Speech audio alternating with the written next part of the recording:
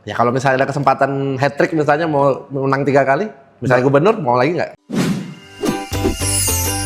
Borneo Inspirasi. Selamat datang di Borneo Inspirasi, saya Rify Trian dan saya bersama Wali Kota Tarakan terpilih Bapak Dr. Khairul Enkas. Gimana kabarnya Pak? Alhamdulillah kabar baik. Assalamualaikum warahmatullahi wabarakatuh. Selamat pagi, salam sejahtera buat kita semua. Oh ya, baik Pak Dr. Khairul. Terima kasih Pak sudah datang bersama kami di Borneo TV ya, di studio kami yang sederhana ini. Langsung saja mungkin Pak, perasaannya gimana Pak setelah penetapan? Karena ini di taping setelah penetapan sebagai wali kota dan wakil wali kota terpilih Khairul dan Ibnu. Ya, jadi saya kira alhamdulillah ya bahwa semuanya sudah selesai. Saya kira pasca putusan Mahkamah Konstitusi ya, saya kira semua proses politik ini kan sudah berakhir, tinggal menunggu pelantikan, menunggu pelantikan serentak yang akan dijadwalkan, dan kita masih menunggu keputusan dari pemerintah pusat seperti itu. Kita flashback aja nih Pak ya, Ya. di konsultasi Bapak di pemilu pilkada kemarin ya, Bapak dianggap memborong semua partai pada saat itu, 35 kursi ke Bapak semua. Itu memang strategi Bapak atau 30. Permintaan partai atau bisa diungkapkan nggak Pak? Jadi saya sih jujur kalau saya mau bilang bahwa jujur saya justru berharap sebenarnya itu ada beberapa calon. Ya. Ya, beberapa calon. Karena menurut saya jauh lebih mudah menghadapi beberapa calon dibanding dengan calon tunggal. Karena saya sudah bayangkan nih, pasti kalau calon tunggal ya pasti akan banyak banyak isu, banyak macam-macam lah seperti yang tadi bahwa memborong partai dan lain-lain. Tapi sebenarnya yang terjadi adalah bahwa memang partai-partai ini secara hampir dari awal pasca pileg ya, karena pasca pemilihan legislatif itu begitu partai-partai sudah punya kursi, hampir rata-rata semua pada mendatangi saya, kepingin bergabung di dalam koalisi kita begitu. Memang ada bargain-bargain politik yang mereka tawarkan, ya semuanya rata-rata minta jadi wakil kan begitu ya. Nah, jadi Anda dilamar pada saat itu? Anda iya. mereka melamar menjadi wakilnya Anda? Iya, itu pada saat itu yang terjadi. Jadi sebenarnya bahwa hampir semua, saya kira semua partai itu semua menawarkan, walaupun dengan bargain seperti tadi bahwa semuanya, hampir semua juga menawarkan calon-calon wakilnya untuk mendampingi seperti itu. Jadi itu sebenarnya yang terjadi. Nah, bahkan kan dalam proses perjalanannya seperti tadi kan kita lihat ada beberapa calon. Awalnya kan ada ya pasti yang wakil saya juga kemarin Pak Ibnu kan tadinya di awal kan juga mau maju sendiri. Calon wali kota. Bahkan dari Golkar juga ada, dari PKB setahu saya juga ada yang mau maju jadi. Boleh sebut nama nggak Pak? Oh enggak usah. Tapi kalau spill partainya udah jelas itu ya, Golkar siapa, petinggi Golkar itu, PKB jadi siapa. semuanya kan punya calon mau maju bahkan. Dan di dalam perjalanannya kan memang terakhir bahwa tentu partai-partai punya pertimbangan-pertimbangan rasional, sehingga akhirnya menyerahkan sepenuhnya kepada calon wali kota ya untuk menetapkan siapa yang dipilih menjadi wakil dari sekian banyak calon yang ditawarkan oleh partai-partai itu. Maka kita pilihlah salah satu calon wakil yang sekarang bersama-sama dengan saya, Pak Ibnu Saud seperti itu. Saya mau tanya Pak, Bapak kenapa tidak tertarik masuk partai Pak? Karena Bapak sampai saat ini saya lihat ya memang didukung oleh 35 kursi di Dewan. 30 kursi di Dewan, mohon maaf ya. Tapi Bapak sama sekali saya lihat belum ada menjadi kader partai manapun. Alasannya apa sih Pak? Ya dulu di periode pertama kan sebenarnya banyak sekali partai juga menawarkan untuk bahkan menjadi ketua partai. Ketua partai, ya. Ketua partai. Tapi saya sudah membayangkan pada satu periode yang lalu itu saya sudah melihat begitu banyak masalah yang harus kita selesaikan di pemerintah kota. Ya. Kan selalu saya ulang-ulang tuh. Saya menghadapi warisan yang begitu besar ya. Warisan utang ya maksud saya kan. 480 miliar. Lalu saya juga melihat begitu banyak problem yang harus kita selesaikan. Ya. begitu banyak masalah yang harus kita selesaikan. Sehingga saya berpikir pada saat itu, kalau saya juga mengurus partai, lalu mengurus pemerintahan dengan berbagai macam persoalan kan tentu konsentrasinya kan pecah-pecah begitu. Sehingga saya pada saat itu dengan segala hormat saya menyampaikan ke partai-partai yang mengajak bergabung, ya untuk sementara saya belum bisa bergabung. Jadi alasan pekerjaan yang banyak, alasan lebih pada konsentrasi mengurus pemerintahan, dan saya betul-betul 5 tahun fokus mengurus pemerintahan ini. Walaupun pada saat itu memang ya kita mengurusnya juga dari pagi sampai malam pun tidak selesai-selesai kan. Bahkan ya tetap saja kan di akhir pemerintahan juga masih ada yang tidak puas. Memang ya karena memang seperti itu, bahwa begitu banyak problem yang harus kita selesaikan. Tetapi di samping banyak yang belum diselesaikan, tapi saya kira juga sudah banyak yang kita selesaikan. Siapa yang tawari Pak menjadi ketua partai? Misalnya saya kira tidak usah lagi. Tidak di tingkat provinsi atau tingkat pusat? Rata-rata tingkat provinsi. DPP? Rata-rata tingkat provinsi. Ya. Rata-rata tingkat provinsi. Pada saat itu menawarkan jadi ketua provinsi. Tetapi ya saya selalu menyampaikan, karena tadi memang saya fokus. Mengurus pemerintahan ini, begitu menyelesaikan masalah-masalah yang ada, dan ya alhamdulillah saya sih merasa bahwa apa yang sudah kita lakukan ya sudah cukup maksimal sebenarnya selama 5 tahun kemarin. Walaupun memang tidak seluruh masalah bisa tuntas begitu ya. Tapi itu kalau namanya pembangunan kan berproses. Karena namanya pembangunan ini dan demand ya. Demand itu kebutuhan. Kalau kita sudah berikan ini, pasti ekspektasinya akan lebih tinggi lagi. Akan terus begitu, dan saya kira memang begitu. Jadi dari waktu ke waktu saya kira dalam 5 tahun kita berbuat yang lebih baik lagi pun pasti ekspektasi masyarakat maunya lebih baik lagi. Ya, karena ya memang begitu, manusia kan seperti itu. Dan ya makanya saya sudah sampaikan bahwa proses pembangunan itu adalah proses yang tak berujung. Tetapi tentu akan yang menjadi penilaian itu adalah indikator-indikator makro biasanya kan, angka pertumbuhan ekonomi, tingkat banyak hal yang menjadi pertimbangan, pengangguran kan begitu ya. Tapi nanti kalau kira-kira menjabat di 2 periode nanti, ditawari lagi, ambil nggak? Nanti akan kita pertimbangkan. Pertimbangkan ya? Karena saya kira pikir panjang gitu dulu Pak ya. Saya kira memang kan kayaknya udah 5 tahun ini kan di politik terus, bergaul dengan orang-orang politik, bergaul dengan orang partai. Saya kira mungkin tiba pada suatu ketika bagaimanapun kan ya memang suka tidak suka, mau tidak mau saya kira juga harus berpartai kayaknya. Tapi saya belum tahu spill ya, belum spill apa partainya, siapa. Nah, kembali lagi Pak, susah mana sih Pak, lawan kotak kosong atau lawan ada calonnya sih Pak? Bapak kan punya pengalaman di periode 2018. Jadi saya udah mengalami 2 nih. Susah yang mana Pak? Calon yang banyak nih. Kayaknya lebih susah calon tunggal deh.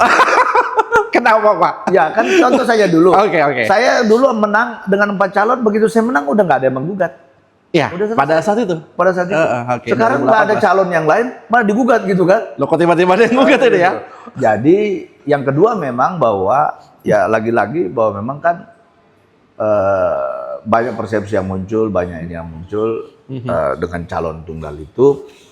Ya seolah seperti tadi takut ada lawan, dan sebenarnya bukan takut ada lawan, lawan yang takut sama kita nggak mau maju kan begitu. Jadi sebenarnya terbalik, jangan dibalik ya. Begitu. Kan semua punya peluang sebenarnya kemarin. Katakan pun misalnya dia tidak mau dipartai, karena memang partai kan jujur saja, kalau partai kan pasti dia akan mendukung orang yang punya potensi menang lebih besar kan begitu. Iya, kan elektabilitas misalnya. Dia dari elektabilitas, popularitas kan ya. begitu. Ada banyak pertimbangan. Ada pertimbangan. Jadi sebenarnya kan kalau yang calon mungkin yang merasa bahwa agak sulit dengan partai kan bisa dengan calon independen. Dan di periode lalu kan beberapa periode sebelumnya kan selalu ada calon independen. Bahkan dulu sempat sampai 5 calon independen. Sampai 3 Pak. 3 ya? 3, 2013. Nah, 2013 ada 3 calon independen. Nah, ada 9 paslon pada saat itu. 9 paslon. Ya. Sebenarnya kan bisa itu menurut saya. Bahkan sebenarnya peluang kemarin kan ada keputusan MK yang menurunkan ambang batas dukungan ya, yang dari 20% jadi 10%. Kan sebenarnya kalau partai-partai juga mau menarik dukungan kan masih ada waktu sebenarnya. Masih ada waktu pada saat Tapi itu. kan pada saat itu kan tidak ada juga partai yang menarik dukungannya. Artinya memang bahwa mereka sudah memasrahkan semua ini memang mendukung kita begitu. Tetapi ya memang lagi-lagi bahwa saya selalu menyampaikan bahwa proses politik ini kan tidak mungkin kita bisa disukai semua orang. Semua orang, ya. oke. Nah sehingga tadi mohon maaf nih, kalau dulu mungkin 4 calon, maka tadi yang 40% ini mungkin saja terpecah-pecah di 4 calon gitu. Karena kita meyakini yang 50% lebih ini, yang hampir 60%, itu kan sebenarnya memang basis suara kita, pemilih tradisional ya, basis suara maksudnya. Sehingga kalau ini tadi ada 4 calon, mungkin yang 4 orang ini, 40% ini mungkin berbagi-bagi dengan yang lain gitu. Nah itu yang jadi persoalan sekarang, sehingga ya memang ada. Cuman saya berpikir kemarin bahwa mungkin kalau calon tunggal itu friksinya akan semakin kecil ya. Karena juga dari survei-survei kita kan menunjukkan bahwa tingkat kepuasan terhadap pemerintahan, termasuk tingkat elektabilitas kan ternyata di atas 70%. Artinya bahwa masyarakat yang menginginkan kita kembali memimpin itu ada 70%. Sehingga harapan kita mungkin dengan calon tunggal itu friksi akan lebih kecil, tapi ternyata friksinya kan malah melebar, nggak karu-karuan begitu. Tapi ya saya menyampaikan kemarin bahwa ya tapi kan kita juga belum punya pengalaman kemarin dengan calon tunggal kan. Ya. Nah, ini kan baru dalam sejarah juga saya kira Tarakan baru kali ini ada calon tunggal. Sebelumnya kan tidak pernah terjadi. Bahkan ini sejarah baru, Bapak. Sejarah baru. Sejarah baru. Petahana akhirnya menang Pak di Tarakan, Pak. Iya, sejarah baru. Karena sebelumnya tidak ada pernah petahana yang tidak ada petahana yang menang di sini. Jadi saya kira bahwa ya ini kan historical maker ya. Pembuat sejarah, Pak.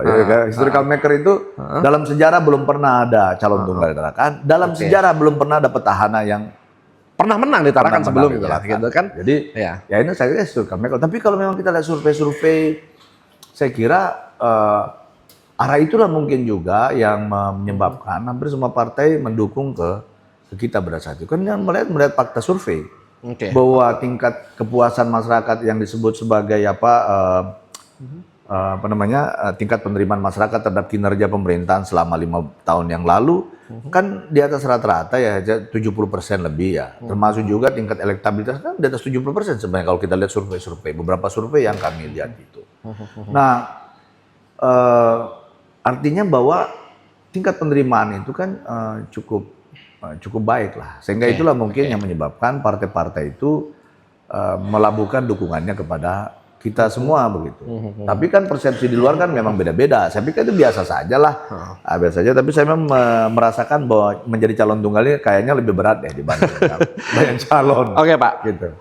Bapak sudah katakan tadi, ya banyak juga yang kecewa sama Bapak, ya kan? Pada saat Bapak kan sudah memerintah selama kurang lebih 5 tahun ya pada saat itu. Nah, hal-hal mungkin yang menurut Bapak menjadi kekurangan, kira-kira Pak akan buktikan nggak nanti di periode selanjutnya? Ya, contohnya lah Pak, salah satu kasus misalnya, banyak yang mengatakan pemilih Bapak lari gara-gara masalah harga udang. Nah, itu salah satu contoh. Atau yang kedua, pemilih Bapak lari gara-gara Bapak kurang ngasih hiburan yang baik kepada masyarakat. Nah, bukan hiburan malam, hiburan lah pokoknya. Hiburan malam. Nah, silakan Pak mungkin tanggapannya Pak. Iya, saya kira satu masalah harga udang. Saya dari berkali-kali menyampaikan saya itu selalu menjadi kekecewaan. Saya tidak berani berjanji. Ya kecewa biarin aja lah karena saya karena berjanji untuk hal yang tidak mungkin itu agak berat. Ya.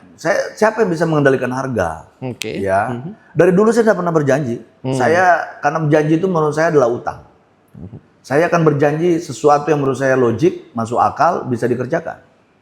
Kan itu janji saya akan bertanggungjawabkan. Tidak hanya kepada rakyat, tapi juga kepada Tuhan. Oleh karena itu, dari dulu saya menyatakan, ya silakanlah saya juga tidak memaksa, cuma saya memberikan bahwa, tapi kalau bahwa akan melakukan upaya-upaya untuk memperbaiki, ya upaya itu bisa berhasil, bisa tidak. Kan seperti saya jadikan ada cold storage. Insya Allah kita akan bangun cold storage baru. Ya, yang dikelola oleh pemerintah.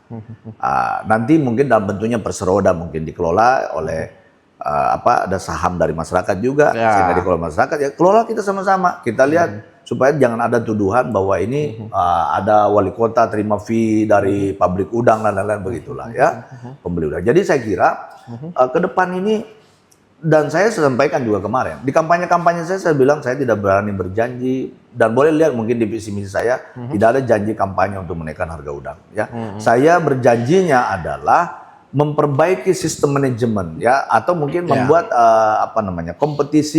kompetisi Jadi kita buat satu kompetitor baru, mudah-mudahan dengan demikian akan memperbaiki harga. Ya. Oke. Tapi kan harga itu kan fluktuatif, bisa naik, nanti bisa turun lagi. Misalnya itu nggak ada pernah harga itu terus naik, kan nggak mungkin rasanya. Jadi itu saya dari dulu menyampaikan itu, walaupun bahwa ini memang menjadi bagian yang kemarin yang diisukan terus ya, bahwa saya padahal kan harga ini kan persoalan banyak faktor. Bahkan pemerintah sebenarnya, apalagi harga ekspor ini kan sangat juga ditentukan, tidak bisa hanya pemerintah kota, ya, karena persoalan perdagangan luar negeri kan kewenangannya di pemerintah pusat. Lalu juga kalau mungkin menurut saya seperti persoalan perikanan kelautan, apalagi kalau antar kabupaten itu kan anunya kan ada di provinsi, kewenangannya di provinsi, ya kan seperti itu. Tapi mungkin yang bisa kita lakukan, seperti di janji kampanye saya itu, yang saya tulis di dalam visi misi dan program kerja, ya mungkin memberikan bantuan-bantuan subsidi-subsidi yang bisa mengurangi biaya-biaya operasional. Sehingga kalaupun misalnya ini harga tidak naik, tetapi karena biaya operasionalnya kurang, tentu marginnya kan akan lebih baik. Yang kedua, tentu tadi kita karena yang selama ini kan yang dicurigai bahwa para cold storage ini kan membuat kartel, jadi membuat kesepakatan harga sehingga itu tidak membuka akses harga yang lebih bebas. Nah, coba kita buatlah mungkin nanti kompetisi baru, kita buat cold storage juga yang dikelola oleh pemerintah, supaya nanti mudah-mudahan ada kompetisi. Dan kami minta juga masyarakat itu ya ikut mengelola di situ manajemennya. Jadi dalam bentuk perseroda itu, sehingga nanti kan tidak lagi tuduhan-tuduhan itu semuanya larinya kepada wali kota. Kalau harga turun, seolah-olah wali kota dapat fee. Kalau harga naik, diam-diam lagi, kan begitu kan, menurut saya nggak fair gitu. Jadi nanti kita lihat Pak ya. Itu yang pertama. Kalau saya lihat itu memang yang terus. Yang kedua masalah infrastruktur, jalan. Infrastruktur, pembangunan. Kalau infrastruktur jalan kan persoalannya. Kan banyak juga jalan yang dikeluhkan itu. Kalau insya Allah kalau yang menjadi kewenangan kota kita akan selesaikan. Ya, jalan-jalan yang ditangani oleh pemerintah kota. Tapi kan yang selalu saya sampaikan juga kepada masyarakat kita ini bahwa jalan di Kota Tarakan kan tidak hanya jalan kota, ada jalan nasional, ada jalan provinsi. Ya tentu ini nanti kan kita koordinasikan. Mudah-mudahan pemerintah provinsi ke depan juga lebih baik begitu ya, lebih peduli begitu dengan kewajiban dia begitu, supaya dan juga pemerintah pusat, mudah-mudahan dengan demikian ya kami selesaikan yang kewenangan kota, provinsi menyelesaikan kewenangan provinsi, ya pusat menyelesaikan kewenangan pusat, supaya nanti ini bisa bersinergi, bisa bagus gitu. Kan sebenarnya kalau kita kerjakan kewenangan kita masing-masing kan sudah bagus ini. Kan udah dibagi-bagi itu maksudnya biar lebih mempermudah, lebih mempercepat begitu. Dan itu sebenarnya harapan kami seperti itu. Ini nyambung lagi nih pertanyaan saya selanjutnya Pak. Ya, bahwa Bapak menyinggung koordinasi dengan pemerintah provinsi, dengan pemerintah pusat. Sedangkan kalau kita lihat ya, ini ketrennya di masyarakat ya, atau Bapak ini banyak dibicarakan orang, hubungan Bapak dengan pemerintah provinsi ini ya, tidak baik pada saat menjadi wali kota ya. Hubungan keharmonisan itu kurang maksimal. Harmonisan itu bagaimana maksudnya? Cium-ciuman, peluk-pelukan itu maksudnya. Dalam hal koordinasi kinerja ya pelaksanaan. Kan begini, kan sebenarnya koordinasi pelaksanaan kinerja ini kan sudah diatur di dalam peraturan. Ya. Nggak mungkin tidak koordinasi.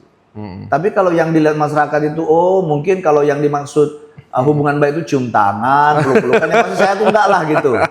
Enggak lah, aku punya banyak kerjaan. Oke. Apalagi misalnya, oh mohon maaf nih kalau ada apa orang provinsi datang ke sini, aku jemput, temanin dia, aku kerjaanku kan banyak. Iya kan? Apa yang dimaksud tidak harmonis menurut saya? Pernahkah saya misalnya di media mengkritisi misalnya, oh gubernur itu tidak bagus? Enggak pernah kan? Enggak pernah tuh. Baru sekarang aja gue ngomong. Tapi menurut saya bahwa kalau hubungan kerja secara kelembagaan kan tidak ada masalah, kan sudah diatur. Ya. Itu yang saya bilang sebenarnya. Kalau semua ini kita ikut aturan, sadar akan kewenangan dan kewajiban kita, termasuk hak-hak kita, sebenarnya kan tidak ada masalah. Pemerintah pusat apa kewenangannya, pemerintah provinsi apa kewenangannya, pemerintah kota apa kewenangannya. Hubungan kerja saya kira tetap ada. Hubungan kerja itu kan tidak mesti harus wali kota harus selalu hadir juga, kan ada perangkat. Karena ya mohon maaf seperti kepala daerah ini kadang-kadang diundang provinsi, diundang juga kita sama pusat. Nah kalau tabrak misalnya gitu. diundang menteri. kementerian, diundang atau mungkin diundang ke acara kepresidenan, terus ada provinsi, ya pasti kan aku nggak hadir di sini. Mungkin kuwakilkan sama wakil wali kota.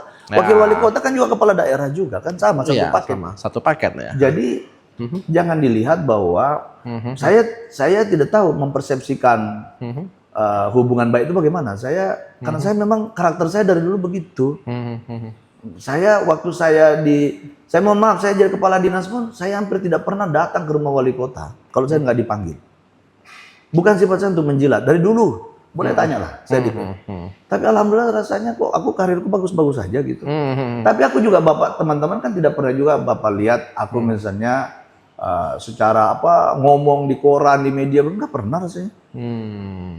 Kalau Jadi hanya persepsi masyarakat yang menilai aja berarti. persepsi kan semua orang bisa bangun. Ya, oke. Sama gugatan ke MK kan juga persepsi juga kan. Kan persepsi aja itu. Iya, Biasanya kan tidak terbukti kan. Oke, Kan persepsi. Jadi persepsi opini ya bisa saja. Tapi kalau hubungan kelembagaan menurut saya tetap berjalan, nggak mungkin nggak. Karena hubungan itu sudah diatur di undang-undang, undang-undang pemerintahan daerah, undang-undang ada perpres, ada peraturan. Saya kira nggak bisa, tetap harus ada hubungan. Tetapi saya tidak tahu kalau yang dia maksud itu, maksudnya wali kota harus selalu datang ke rumah gubernur, misalnya begitu. Atau kalau gubernur datang sini main domino juga kita ikut. Wah, itu menurut saya nggak ketemu saya. Hobi saya udah di situ masalahnya. Ya, lebih fokus kerja ya berarti ya Pak. Iya, Lebih jadi banyak urusan lebih penting mungkin ya. ya. Menurut saya banyak urusan yang lebih penting menurut saya. Jadi sekali lagi mengenai hubungan ini ya jangan dilihat dalam hubungan konteks pribadi begitu harus ketemu sebentar juga. Tapi kalau hubungan kerja saya kira selama 5 tahun ini kan berjalan baik-baik saja ya. Ini kembali ke masalah politik dan masalah kinerja tadi Pak.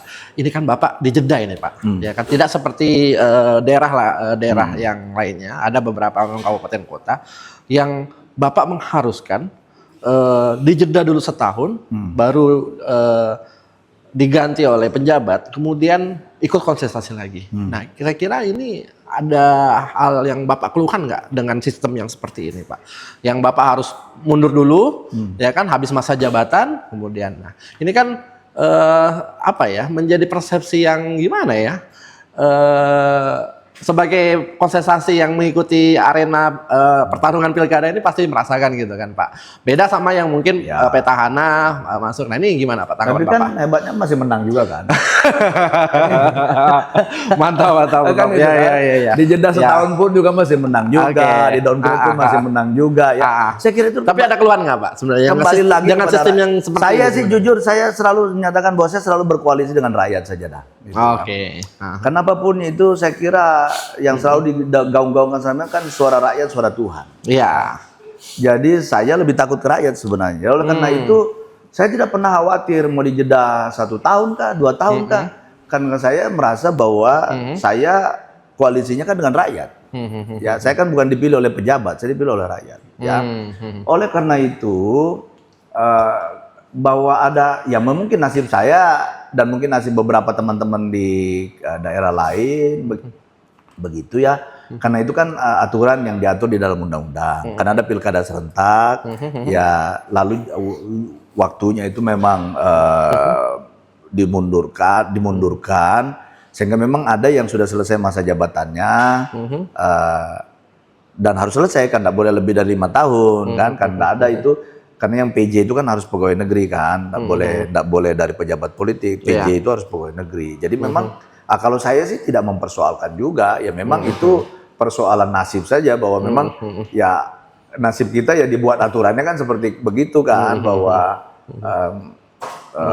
harus ada jeda waktu sebelum. Terasa nggak rasanya Pak ketika tidak menjabat lagi, ya kan tetap biasa-biasa saja gitu ya? Biasa aja karena saya. Atau malah lebih fokus? Saya kan pada saat konsultasi gitu? Juga karena aku kan selesai tidak menjabat aku jalan-jalan aja.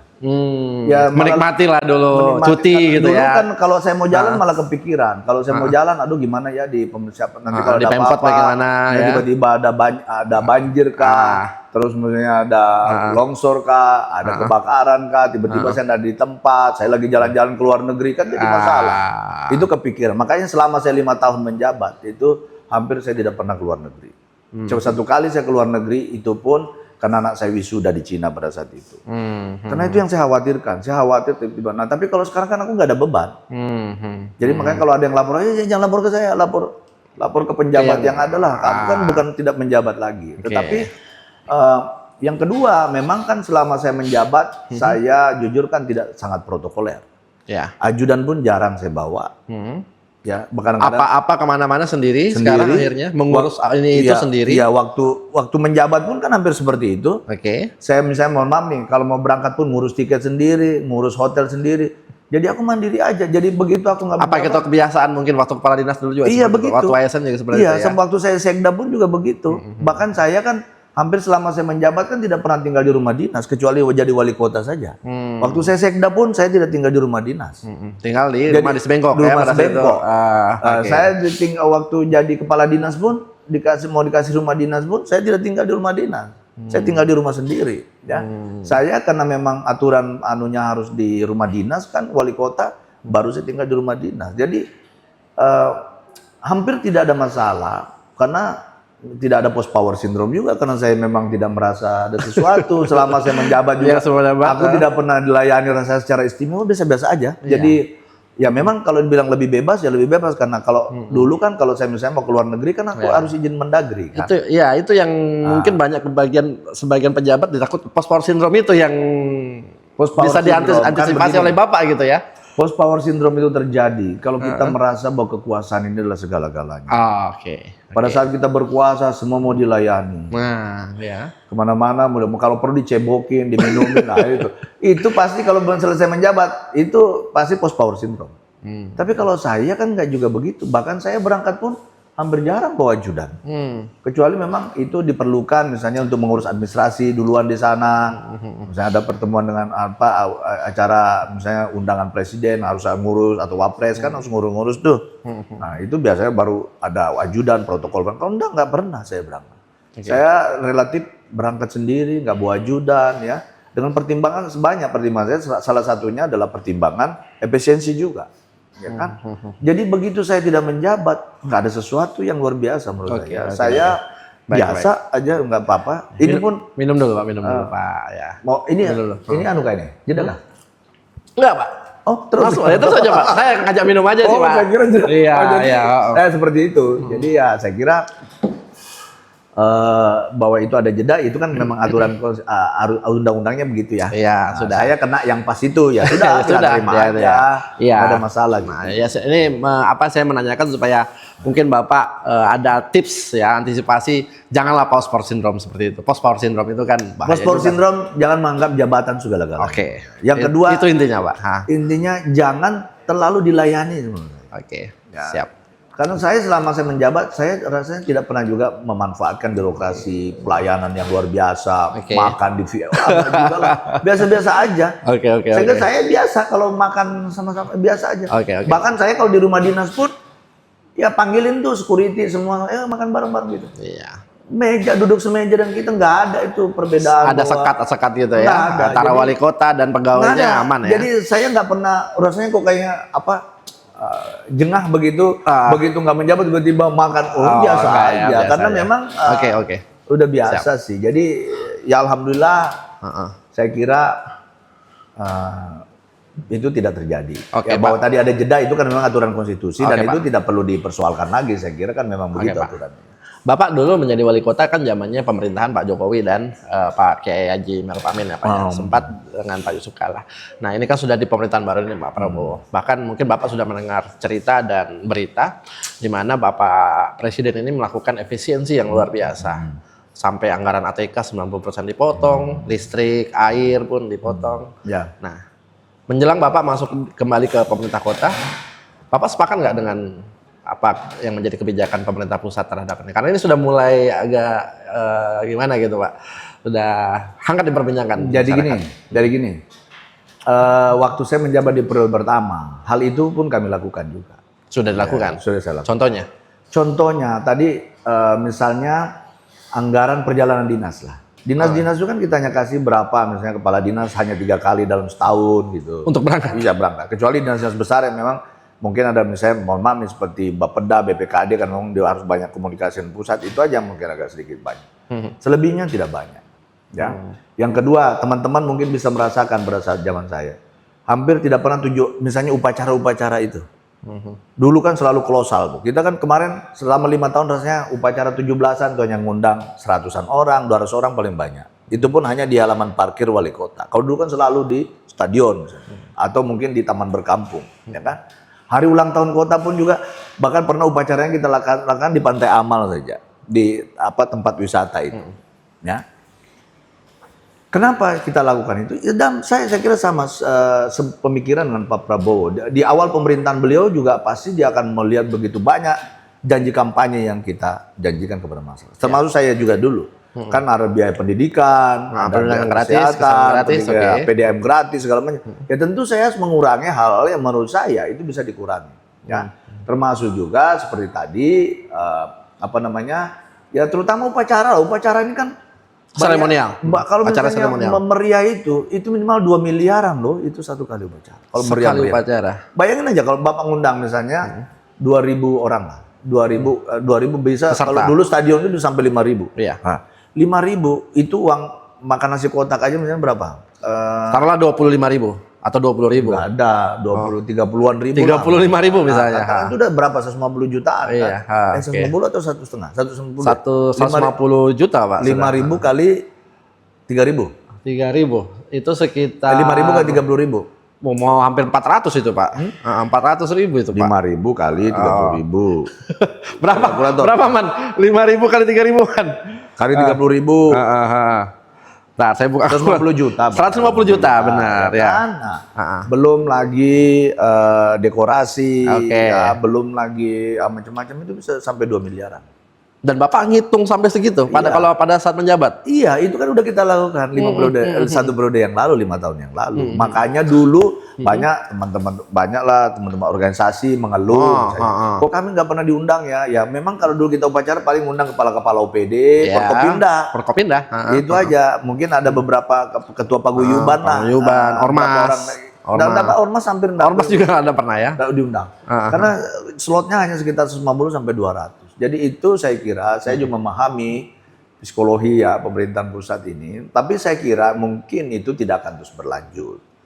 Ya saya kira beliau nanti setelah dia melihat oh ternyata sudah ada program ini sudah berjalan, ada slot ya, saya kira dia mungkin akan kembali lagi gitu ya. Mungkin karena walaupun tetap aja mungkin ada efisiensi. Kan saya efisiensi itu bahkan sampai 5 tahun. Oleh karena itu kan kemarin kan ada yang mengkritisi tidak pernah ngundang artis, ya itu salah satu bagian tuh efisiensi. Efisiensi dari pemerintah kota. Iya, bayangin aja kalau kita ngundang itu berapa ratus juta. Ya bisa hampir 500 sampai 1 miliar gitu ya. Coba bayangin. Hanya untuk memuaskan, sementara banyak kebutuhan dasar. Kita lihat jalan aja masih banyak yang rusak. Biaya pendidikan yang kita bilang pendidikan gratis, bangun sekolah, ada beasiswa untuk anak-anak kita, kan menurut saya itu jauh lebih penting. Ya cuman bahkan ada mungkin yang tidak puas, yang memang sukanya hiburan ya nggak apa-apa, mau bilang apa lagi, kita kan hanya kepada mayoriti dan kepentingan dasar menurut saya begitu. PDM gratis kan itu kan berapa miliar yang harus kita gelontorkan setiap tahun untuk membuat masyarakat dapatkan akses air bersih. Tapi alhamdulillah itu berhasil. Ya tapi kan kalau dinilai yang hebat tuh kalau mendatangkan artis, ya aku sih yang nggak dalam mazhab itu, jujur. Jadi mungkin mazhab kita memang berbeda. Ya kan? Mazhab saya pelayanan dasar. Pelayanan dasar, oke. Kesehatan, pendidikan. Saya orang kesehatan, saya dokter. Jadi saya pasti prioritaskan pendidikan. Kan menurut saya SDM ini yang sangat penting. Ya. Ada infrastruktur SDM-nya kacau, ya percuma gitu. Infrastruktur bagus, gedung bagus, SDM-nya kacau, ya kita akan terbelakang. Ya. Masalah kesehatan juga kan dinilai itu juga mengenai MDGs ya IPM, indeks pembangunan manusia kan terasakan dilihat tingkat kesehatan juga, tingkat pendidikan, tingkat ekonomi kan begitu. Jadi aku kalau dinilai nggak hebat, nggak pernah datang anak biarin aja. Aku kan bukan di mazhab itu. Ngapain aku ngambur-ngamburin uang untuk hal yang tidak perlu, sementara masih banyak kebutuhan dasar. Kecuali kalau kita punya uang berlebih, oke. Aku juga harus bayar utang. Pemerintahan sebelumnya 480 miliar, baru bisa bayangin. Pas 80 miliar itu separuh APBD kita loh. Iya, dalam 1 tahun. 5 dalam tahun, 5 tahun ya. 5 tahun itu Oke. pun nggak selesai juga, masih ada sekitar 90-an miliar lebih lagi yang belum selesai. Bisa dibayangkan betapa banyaknya harus yang kita selesaikan. Masa aku harus menghibur segelintir orang gitu ya, menghibur dan Sementara itu saya kira- masih banyak masyarakat yang sakit dan atau tidak iya, dan berpendidikan menurut ya. saya kan tidak semua juga orang yang suka lah di masalah joget-joget itu. Ya mungkin ya, tapi lagi-lagi bahwa penghematan itu yang digaungkan Pak Presiden sekarang itu sudah kami lakukan 5 tahun yang lalu. Dan sebenarnya Bapak sudah siap nanti ketika menghadapi hal Selalu situasi kayak siap, gini. Ya? kan kita begini, saya udah sampaikan kemarin juga di konferensi pers bahwa kami ini kan sudah pernah melewati badai yang luar biasa, termasuk badai COVID pada periode pertama. Iya, di Saya harus melakukan 2020. efisiensi luar biasa. Iya. Ya. Yang kedua, badai pertama itu bayar utang menurut saya. Badai kedua COVID. Badai kedua COVID kan, itu udah dilewati semua. Mudah-mudahan tidak ada badai lagi nih Pak. Tidak ada badai lagi. Dan kan itu kan sebenarnya bagian yang mengharuskan saya harus melakukan efisiensi pada saat itu. Oke. Dan melakukan penghematan yang luar biasa. Jadi alhamdulillah saya bisa menyelenggarakan hampir lebih dari 90% program kita yang kami janjikan di kampanye sebelumnya. Oke. Tetapi juga saya bisa menyelesaikan beban masa lalu juga sebagian besar begitu ya. Dan saya kira ya itulah yang hasil dilihat dari survei bahwa tingkat kepuasan masyarakat terhadap pemerintahan ini saya kira kan bisa dilihatlah kemarin di situ. Dan karena gitu. Jadi kalau sekarang saya tidak terlalu kaget karena memang biasa di setiap awal pemerintahan seperti mohon maaf nih Presiden Prabowo ini kan Pak Prabowo ini kan karena punya janji misalnya tentang Makan bergizi gratis. itu kan MGZ, biayanya kan ya. luar biasa sehingga MGZ, tentu beliau akan prioritaskan ke situ. Tetapi Oke, Pak. insya Allah saya kira kalau ke depan semakin berjalan ya tentu akan ada evaluasi penyusunan. Saya yakin dan percaya itu. Ya, kembali lagi Pak Jokowi Pak juga di awal pemerintahan juga begitu Pasti, sama. ya, pasti. Jadi penyelesaian kecuali kalau saya visi dan memang misinya. 5 tahun itu kayaknya efisiensi terus kemarin itu selama 5 tahun sampai akhir masa jabatan itu. Oke, mungkin cukup Pak. Selanjutnya nih Pak, bagaimana dengan SDM Bapak di pemerintah kota saat ini? Bapak sudah merasakan 5 tahun, mungkin Bapak akan menjalankan lagi tugas di pemerintah kota selama 5 tahun, melihat kinerja ASN kita, petugas-petugas kita Pak. Saat ini Anda melihat seperti apa Pak? Ya, Di tentu 5 tahun pertama apakah sudah maksimal atau perlu Iya, ada? saya jujur menyampaikan bahwa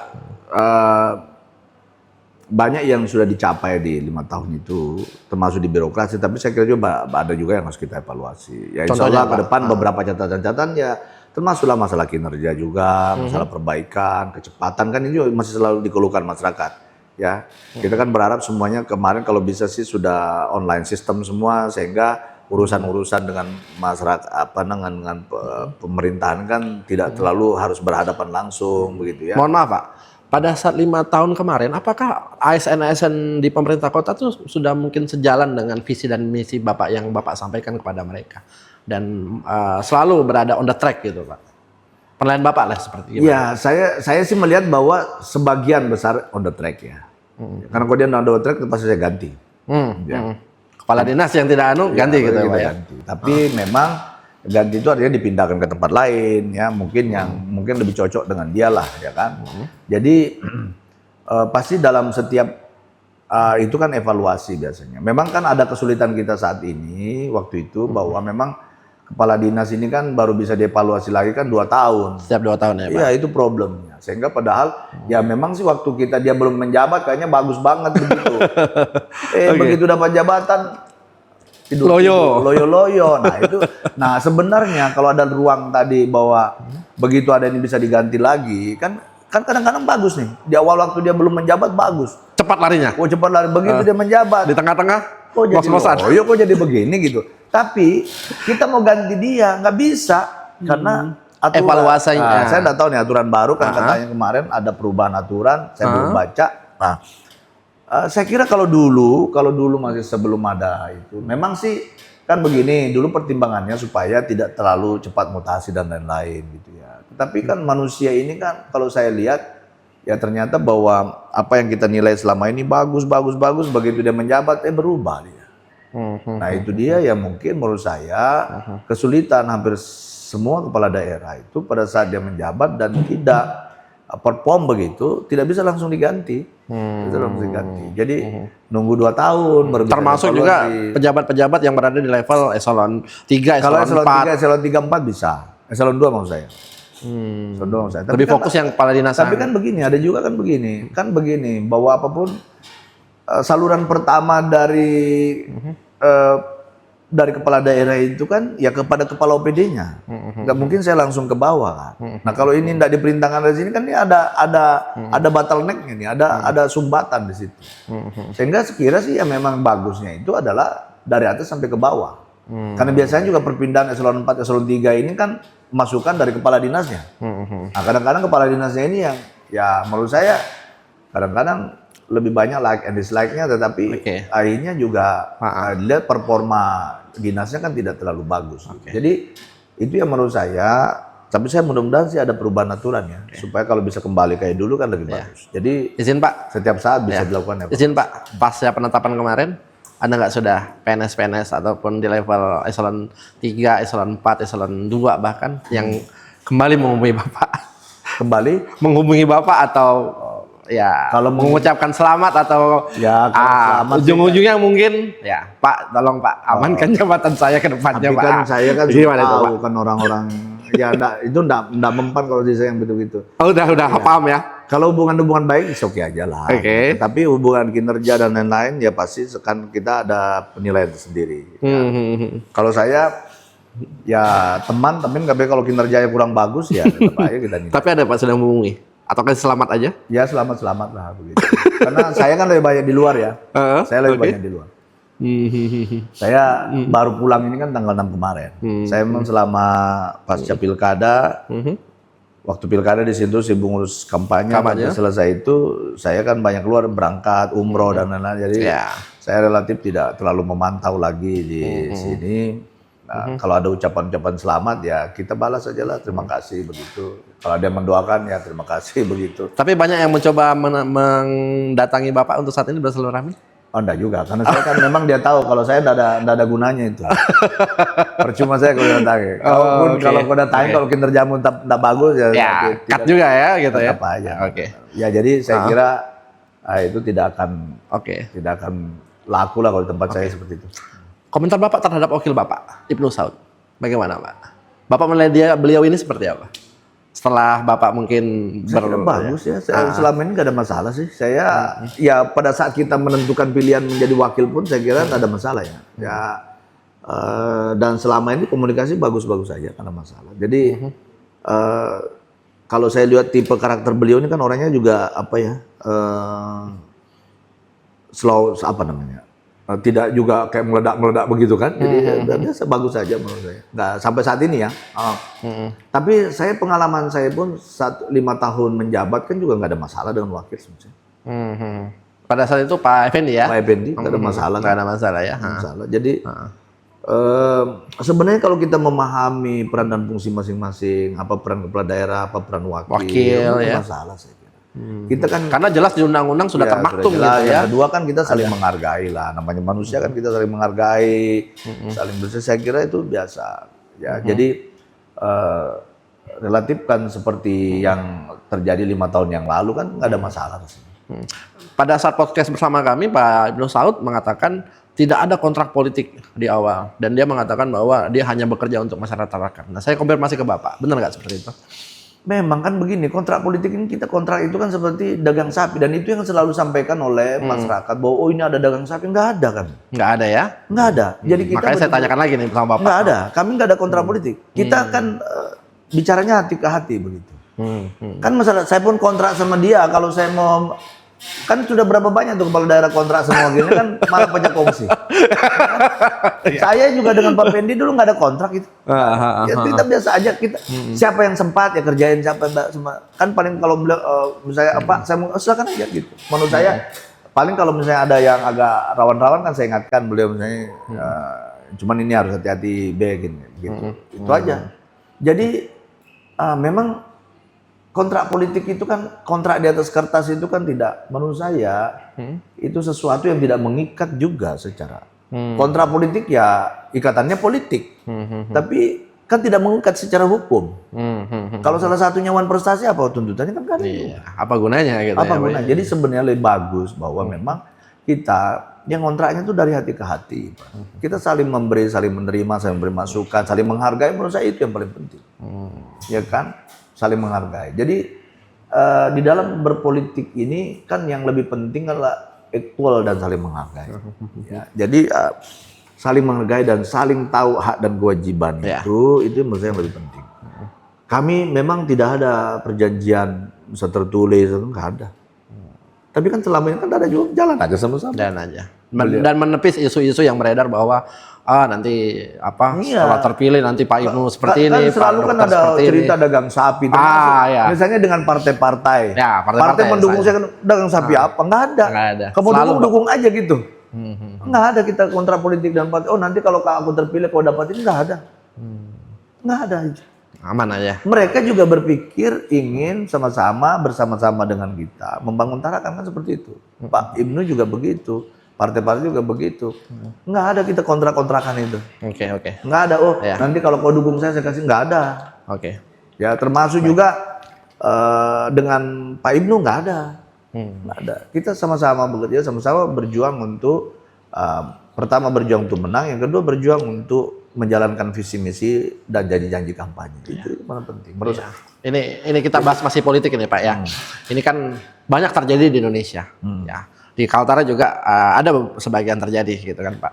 Bahwa adanya dinasti politik Pak. Istri wali kota, bupati, suami bupati, istri anggota dewan, atau istri menduduki jabatan politik gitu kan. Komentar Bapak seperti apa? Dan apakah Bapak akan mencoba hal yang sama seperti itu? Saya tidak mau mengomentari orang lain, tapi yang pasti kan saya kan tapi sebenarnya ini kan umum terjadi Pak di Indonesia, tapi tidak hanya saya di kan belum, Kaltara. tapi kalau saya kan belum. Ya belum. Belum toh, bukan saya bilang tidak, belum. Belum. Ya kan? Oke. Tapi untuk saat ini saya masih menjaga itu belum. Ya, jadi ya kalau lihatlah anak-anak saya, misalnya istri saya kan tidak menduduki apa-apa juga. Oke. Paling jadi ketua PKK aja kan. Ya karena itu kan jabatan ini, ex officio. Anak-anak saya apakah ada yang aktif di politik? Enggak juga tuh, kayaknya malah mereka lebih fokus ke dunia kesehatan, pendidikan, mereka malah mau sekolah aja. Nggak ada juga saya ajakin mereka masuk politik. Tapi kalau satu Bapak nggak ngajak atau mereka yang dia minat? saya enggak pernah ngajak memang. Tapi kalau mereka mau ya silakan aja. Itu kan hadiah gitu. Tapi saya enggak pernah ngajak dia mereka. Enggak pernah misalnya ada kaderisasi, enggak ada. Itu kan pilihan dia kalau mau dia di sana. Jadi seperti saya jadi wali kota kan enggak ada juga yang ngajak-ngajak saya dulu kan. Saya masuk aja sendiri. Gitu. Saya kan juga enggak punya cantolan di atas. Iya. Saya kan dulu kan yang Birokrat, dari manusia biasa begitu. Tiba-tiba kan saya masuk pun ada juga ngajak-ngajak. Ya kan? Ya kan ya saya masuk sendiri aja. Tapi kalau mereka mau silakan aja, tapi saya kan nggak pernah ngajak. Tapi sampai saat ini kan belum ada ya. Belum ada. Belum ada kan? Ya. Yang nggak tahu di 2029, tapi kan belum ada juga, belum pasti juga gitu. Tapi yang pasti kalau saya, anak, istri terutama ya belum ada kayaknya. Tapi menurut Bapak dinasti politik itu bagus apa enggak sih Pak? Aku nggak mau menilai orang lah. Ya maksudnya ini tidak menilai orang ya, secara gambaran Begini, aja dinasti itu gimana sih? Maksud saya, Ya, dinasti kalau kerajaan dinasti lah. Oke. Dinasti kan dia diangkat, tapi kalau dipilih rakyat gimana? Oke. Nggak bisa juga kita salahkan. Benar, iya. Kan Karena rakyat memang yang milih rakyat yang milih dia gitu kan. Bukan bapaknya milih dia kan? Iya, benar. Mungkin bapaknya ngasih dia duit kan? Ya. Ya, tapi kan bukan bapaknya yang milih. Kan tergantung rakyat gitu. Iya, tergantung rakyat. Jadi kalau saya sih, menurut saya, kalau di dunia demokrasi itu nggak ada namanya dinasti ya. Iya. Kalau saya, nggak ada dinasti. Karena itu balik-balik ke pilihan orang, pilihan rakyat banyak. Yang salah rakyatnya kenapa dia mau pilih? Mau pilih gitu. Dia sudah tahu anaknya ini atau istrinya ini kok masih mau pilih gitu. Iya. Dan itu banyak terjadi di Indonesia, Pak. Banyak terjadi. Iya. Mulai dari pusat sampai ke daerah. Tapi sih kalau saya memang kan dinasti itu hanya di kerajaan aja sih menurut saya. Kan dinasti itu, ini saya bapaknya raja, anaknya yang laki-laki. Harusnya yang turunan nanti kalau menjadi raja. Gitu. Oke. Tapi kan Indonesia nggak bisa. Ya, anaknya bapaknya wali kota. Kan nggak mesti anaknya jadi wali kota ditunjuk oleh bapaknya. Walaupun bapaknya nunjuk dia, rakyat nggak mau. Kan banyak juga yang begitu. Bapaknya wali kota, bapaknya bupati, mungkin bapaknya gubernur, suruh istrinya, suruh anaknya, ada juga yang terpilih. Kan nggak bisa dibilang dinasti. Bahwa mungkin bapaknya ngasih dia duit, ya iyalah. Kasih modal ya. Kasih modal. Tapi kan menurut saya walaupun pakai modal, tapi kalau masyarakat nggak mau pilih, Ya kan, karena dilihatnya tidak bagus ya tidak bisa juga. Jadi menurut saya, kalau saya, ya itu kan hanya memang secara etika saja sih, kurang elok aja. Kurang elok misalnya kalau ini, tapi nggak usah dibahas lah. Nggak enak. Jadi Lanjut ya, Pak. menurut saya bahwa ya itu kembalikin ke masyarakat aja lah. Ya sebenarnya kalau masyarakat tidak mau ya jangan pilih lah gitu aja. Kembali ke soal politik, Pak. Fenomena di 2024 kemarin, apalagi pileg ya, atau mungkin pilkada, money politik ini masih menjadi musuh sama politisi, Pak. Saya kemungkinan banyak yang memprediksikan bahwa 2029 nanti akan lebih parah, Pak, untuk kasus money politik ini, Pak. Kira-kira gimana komentarnya, Pak? Ya kalau tidak mau ya jadi pemilihan tertutup. Bapak mendukung pemilihan tertutup? Ya tidak juga sih mendukung. Kan cerita kan tentang money politik. Iya. Tapi sebenarnya sih ya semua orang, politisi pun sebenarnya tidak mau juga politik. Itu kan Atau memang keterpaksaan dari money politik politisi-politisi itu kita kan menurut gitu. saya biaya tinggi dan lain-lain. Kos politiknya tinggi juga. Tapi menurut saya memang ya saya kalau ditanya secara pribadi saya sebenarnya tidak suka juga dengan itu. Tidak suka ya. Tapi bahwa ya sebenarnya kalau semua bersepakat jangan pakai macam-macam, jangan pakai ini kan kembalikan ke hati nurani aja, sebenarnya itu bagus. Tapi kan kita lihat kan tidak semua politisi berani mengambil jalan itu gitu. Ya, karena mereka berpikir ya harus menang kan begitu. Sehingga segala cara pun dilakukan. Tapi idealnya sih saya jujur misalnya di tahap saya dulu di periode pertama. Kalau kita setback lah periode pertama. Kalau saya dibanding dengan 3 calon yang lain. 2018 pada saat itu ya? Ya 2018. Kan saya jauh lah kalau dari aspek misalnya mohon maaf logistik. Logistik politik yang saya punya kan jauh. Saya dari birokrat, ya yang layak saya lawan waktu itu rata-rata kan incumbent semua, incumbent Tarakan, incumbent KTT, incumbent provinsi kan begitu. Iya. Jadi, tetapi alhamdulillah saya dipilih oleh rakyat. Jadi di dalam pemikiran saya juga bahwa tidak selalu rakyat memilih karena uang. Mungkin saja kalau kita pun kasih dia uang, belum tentu dia pilih kita.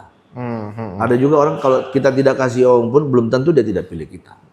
Jadi saya selalu meyakini itu. Jadi seperti dan saya punya pengalaman di periode pertama itu kalau dibanding dengan kos atau logistik politik ya saya jauh dari semua.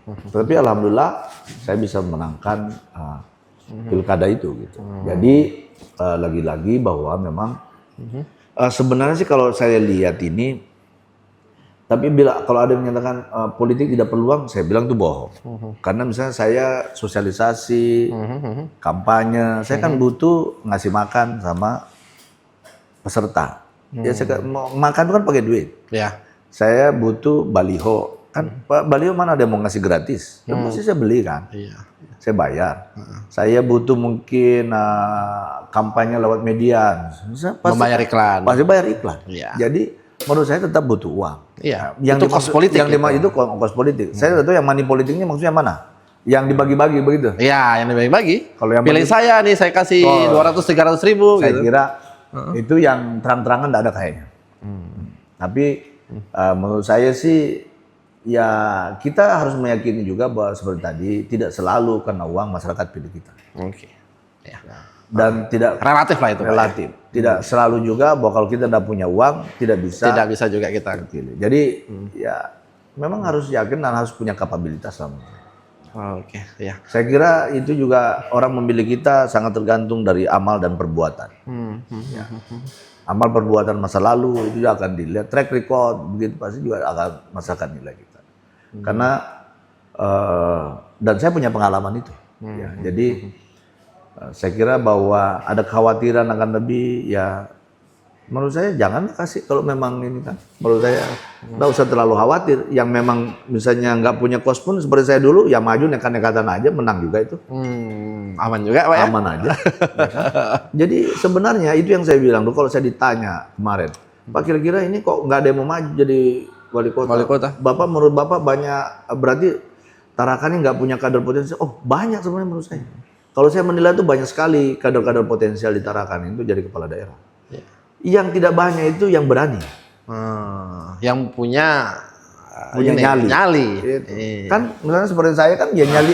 Kalau kita berani maju kan ada cuma dua kemungkinan nih, menang atau kalah. Iya. Kan nggak ada itu cerita menang separuh kalah separuh. Nah yang menang kalah gitu aja. Nah itu yang sering sekali terjadi, bahwa sering kali kita ini kan berdemokrasi ini belum bisa menerima kekalahan. Iya. Kita lebih banyak ya menerima. Tidak pernah lo mau legowo. Legowo itu yang persoalannya, sehingga itulah maju takut kalah takut. Ya memang kalau sebegitu ya jangan masuk. Karena kalau di politik ini kan hanya dua, kompetisi itu kan hanya dua saja, menang atau kalah. Nggak ada pilihan lain memang. Jadi ya kalau nggak berani ya jangan maju sekalian, mendingan tidur gitu kan.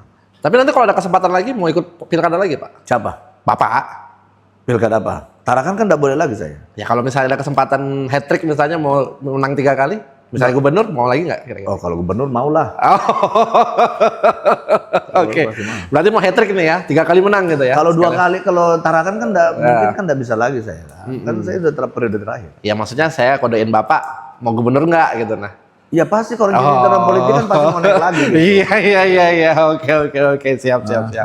Oke Pak, harapan pada masyarakat Pak terakhir Pak, apa yang mungkin Bapak akan sampaikan dan menjelang saya nggak tahu ya infonya tanggal berapa pelantikan. Bapak sudah dapat info apa belum? Katanya tanggal 20 tapi kita kan belum terima surat. Belum terima surat. Belum dipanggil juga sama ini Pak ya. Pemprov misalnya tuh yang ngurus tuh. Apa Pak? Iya, jadi pesan ke masyarakat, saya kira proses pilkada sudah selesai semua. Ya tentu bahwa pilkada ini kan saya yakin kalau dilihat dari hasil pemilihan itu kan ada, ya memang ada hampir 60% yang mendukung saya, dan ada 40% yang mungkin tidak mendukung, dan mungkin ada sekitar hampir sisanya ada 60 ribuan, 70 ribuan itu mungkin yang tidak memilih ya.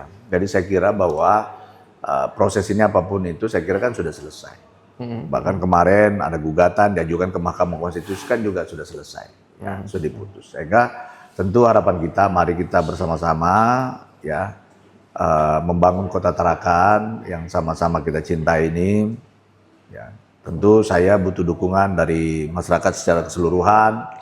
Yang saya sudah sampaikan juga di orasi politik saya kemarin di KPU, ya, baik yang mendukung maupun yang tidak mendukung, ya, tentu bahwa karena program kami pun ke depan ini kan juga tidak hanya buat yang mendukung saja, kan tentu misalnya masalah pendidikan tentu Bapak juga wali kota seluruh rakyat Tarakan gitu kan. Tidak mendukung pun kan akan mendapatkan manfaatnya ya gitu ya.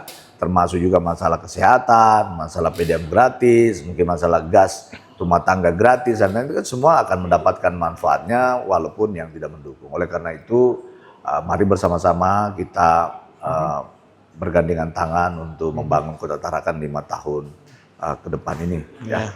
Dan mudah-mudahan friksi-friksi politik yang terjadi selama ini, ya selama proses pilkada ini, mari kita buang bersama-sama dan kita bersama-sama lagi membangun Tarakan yang lebih baik ke depan. Oke, terima kasih Pak Dr. Khairul, Wali Kota Tarakan terpilih dan sudah bersama kami di studio. Ada titip pesan nggak buat Borneo TV Pak? Komentar dulu Pak Ya, tentang TV, media ini Pak. Ya selamatlah ya, selamat sudah ada alternatif media baru lagi nih. Ya, media TV kalau dulu kan ada Tarakan TV, Ekuator TV, terus ada TV Kaltara dan sebagainya. Nah, ini kan ada baru lagi Borneo TV yang mudah-mudahan saya kira akan semakin memperkaya dunia media terutama media elektronik di Kota Tarakan. Kalau kami undang bisa datang lagi Pak ya? Oh insya Allah, saya siap selama saya ada di tempat, ada waktu, insya Allah saya siap. Oke, siap Pak. Terima kasih banyak Pak Dr. Khairul. Ya mohon maaf Pak kalau ada salah-salah kata, dan pemirsa Borneo TV, demikian podcast Borneo Inspirasi. Sampai jumpa di edisi berikutnya. Borneo Inspirasi.